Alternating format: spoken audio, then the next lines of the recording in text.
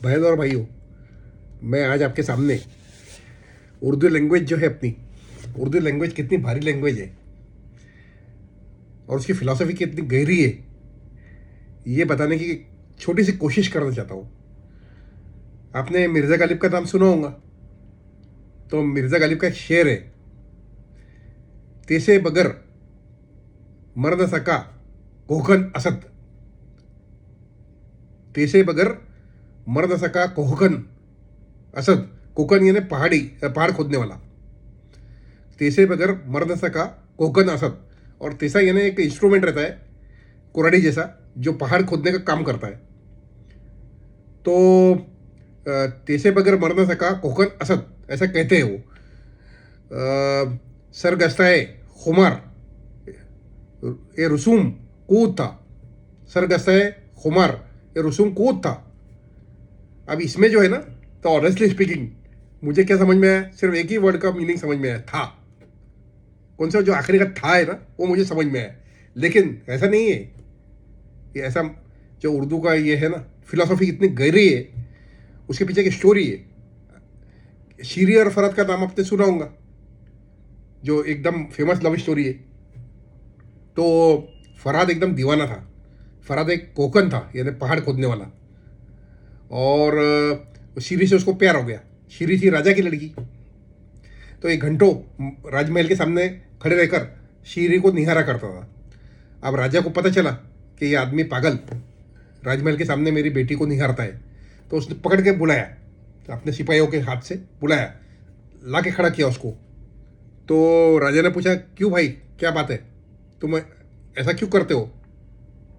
तो फरहद ने कहा, मैं बहुत गरीब आदमी हूँ, पर मैं दिल का बहुत मालदार हूँ, अमीर हूँ। मुझे आपकी बेटी से प्यार है, और आप इतने मालदार हैं तो मेरा एक छोटा सा काम कर सकते हैं, अपनी बेटी का हाथ मेरे हाथ में दे दो, शीरी का हाथ।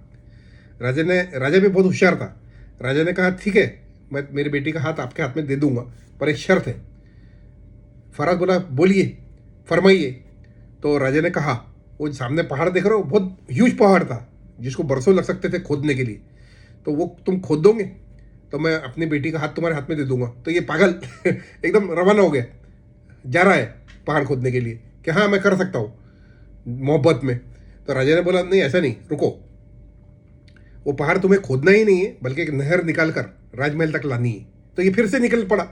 तो राजा ने बोला, नहीं रुको, वो नहर में पानी नहीं, तुम दूध की नदी, दूध बहते हुए राजमहल के दरवाजे तक आना चाहिए, तब मैं शीरी का तुम्हारे हाथ में दूंगा। तो भी ये तैयार, मोहब्बत का मारा, चला खोदने और गया। अब इधर शीरी को मालूम पड़ा कि मेरे वाले साहब ने कितनी बड़ी शर्त रख दी और कितना उसको बेवकूफ़ बनाया। तो बेचारी का दम निकल गया, हार्ट अटैक हो गया, आज की लैंग्वेज में मर गई। और यहाँ मियाँ ने, फरहद ने वो खोद दिए पहाड़ और उन्हें निकाल दिए। तो कोई गांव वाले गए और फरहद को बोले, अरे क्या तुम यहाँ खोदते बैठे हो और नहर बनाते बैठे हो? उधर तो शीरी का दम निकल गया। तो फरहद को भी दुख हुआ। उसने तेसा लिया, तेसा वो जो हथियार है, और मार लिया सर को, और मर गया। और वो जो खून है वो बहता हुआ नहर में राजमहल तक आ गया। अब यहाँ पॉइंट आता है कि मिर्ज़ा गालिब क्या बोलते हैं इसके बारे में, उनका क्या ये है।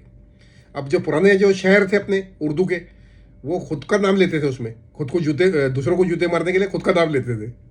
तो यहाँ वो कहते, तेसे बगैर मर न सका असद। असद यानी खुद है, यानी तेसे के बगैर मर न सका।